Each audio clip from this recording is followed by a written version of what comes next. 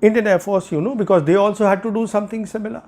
The instructions had come that we have to face the enemy now something below the threshold of war. So, what they did was, on 14th February, Pulwama happened. I am not going, enough has been said even by that time Governor Satpal Malik. We don't know whether who got that done or whatever happened. 40 CRPF, our Jawans were killed, soldiers were killed. And so the Indian Air Force on the 26th February, they did an operation and the name was hilarious. They called it Operation Bandar, Monkey. It was Operation Monkey.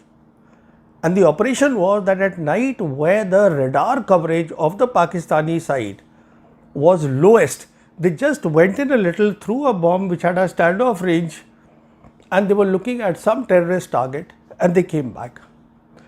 What happened after that? Now, this is what happened. Pakistan Air Force struck the next day in broad daylight when the Indian Air Force should have been expecting a retaliation. They came with 24 aircrafts. They hit at a place which had high density of troops. And yet the top commanders or anybody was not injured. So much for their accuracy. Our pilot was captured by them because, Abhinandan, because his communications were jammed by the Pakistanis. Better electronic warfare. Next, there was so much of confusion. There should have been no confusion. We should be expecting a retaliation. No. That our own people, they hit our own helicopter and killed 6 serving officers. People were killed. And then we said, we have downed a F-16, very good, but no evidence of it. Even the Americans who gave the F-16s to the Pakistanis, they counted that and they said there is no evidence that something is missing. So there is no evidence, and there is no evidence of damage assessment. Damn it, in this day and age, if you go and do an operation anywhere, you bring a damage assessment. There is no damage assessment, we don't know what happened. Now, the air chief who came after the fellow Dhanua who did this operation, his name was Air Chief Marshal R.K.S. Bhaduria. Now, he explained to the media that now after this operation, what we have done, it is possible to take out targets below the conventional war threshold. In other words, what he was saying is that the Indian Air Force is capable against the Pakistan Air Force of maintaining a escalation control. Total nonsense. I was shocked. But now I know what he did was because he was a politicized officer, and now recently he has joined the BJP. So we know where he belonged and he's gone there. Next, there is news today. The news is that on the line of actual control with China, there used to be a ALG, Advanced Landing Ground, Neoma, which is just 23 kilometers from the border. It is at a height of some 13,700 feet. It used to be a ALG. The purpose of the ALG is very simple. In peacetime, to ferry the troops. Because we do not have lateral roads, so the Indian Army can be ferried. That is the role of the ALG. But now it has been made into a base. Perhaps a temporary base or a diversionary base. It is an air base. The runway has been prepared. So that means they have a plan now of putting the combat aircraft there. And if there are combat aircraft, there will be some ammunition dump and there will be some ammunition point as well, fuel point as well.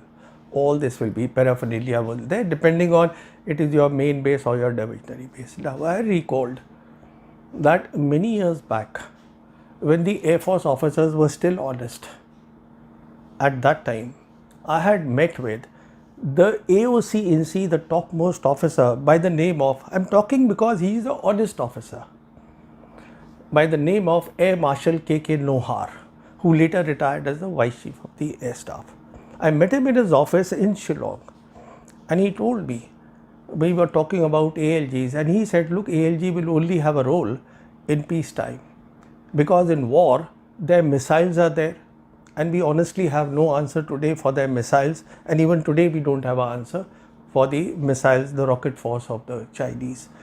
So he said that problem will be there, and more than that, what he told me is, which was very interesting, he said that since 2012 the PLA has been doing what is called exercise stride.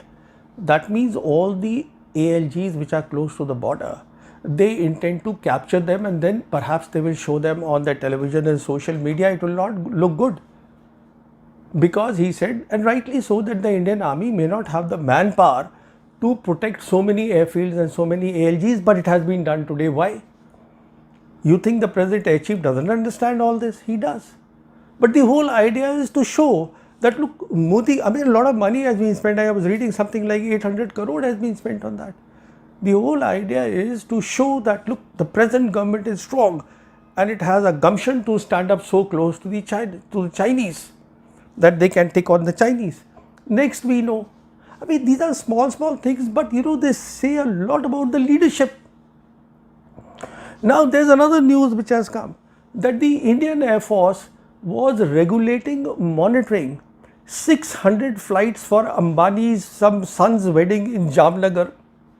Why you were doing that? So this is what the Air Force has been doing. Let's talk of the Indian Navy, what they are doing. You know, it's depressing for me to talk all this, how much the leadership has been hollowed out. Now, what the Navy has been doing is that they are now talking about mission deployments. Now, what is the mission deployment? Mission deployment, in very simple words, it means that 1 or 2 ships which have been deployed. Now, they say they are deployed and they can take on any enemy. Enemy is China, their planned ship or something. The officers tell me, what will the 2 ships do? Please explain me. But you wanted to put it there. You are doing mission deployment, you are doing anti-piracy, you are doing naval deployments, you are doing naval exercises, you are doing escort duties from the Red Sea and the Gulf of Aden. You are doing all this. You have limited ocean going ships. You have limited engine hours. Are you preparing for war? Thank you. You aren't. Simple. Now, go ahead. The fellows who are still not communalized. Now again the report has come that in 2021, the Sainik schools, that is the kindergarten for officers to groom boys so that they become officers to serve the nation. Now these Sainik schools, which used to be funded, which are funded by the central government and the state government, the Congress party president has written to the President of India that we find some 60% of these schools now they have entered into a public-private partnership, and the people who the private people who have taken over or wish to take over these schools are from the RSS or the BJP. What is going on? So much for the Modi ki Sena. The point I am making is Aditya Nath was absolutely correct when he said this. Now, the other thing is about Suraksha. Suraksha is external, I am referring to external security. What happened after August 2019? After 2019, once India said that 370 is out and we have created a new union territory of Ladakh, the PLA came and sat on our territory. Pakistan is already there on the other side. Today, China claims both Ladakh and they claim Arunachal Pradesh. And it has happened for the first time in any government that we have, the threats have gone up so much, national security threats. They were avoidable. They are there, and what people don't realize is that if there is a war, if there is a hot war, it will be on both the fronts. And it will be what I call a one front integrated war. Because if there's a war with Pakistan, China will 100% come in, because this is the assurance China has given after August 2019 to Pakistan. Their top leadership of the CMC, Central Military Commission, went there immediately after August 2019, spent a week in Pakistan, meeting up with their political leaders, with their senior military leaders, and assured them that we support you fully, and they reiterate this every day. So, a war with Pakistan will not be a war with Pakistan. China will come in, and if there is a war with China, Pakistan comes in. We today have what we have created in 10 years, a deteriorated and unprecedented national security, our threats, they are unprecedented. It has never happened before, and the Indian military leadership, see, it is leadership that matters, not the soldier. The leadership has been totally hollowed out, it is politicized, and it is well on its way to becoming totally communalized. It will happen if this government comes back to power in the third term. I just wanted to give, and this is a fact check can be done on what all I have said. Thank you very much.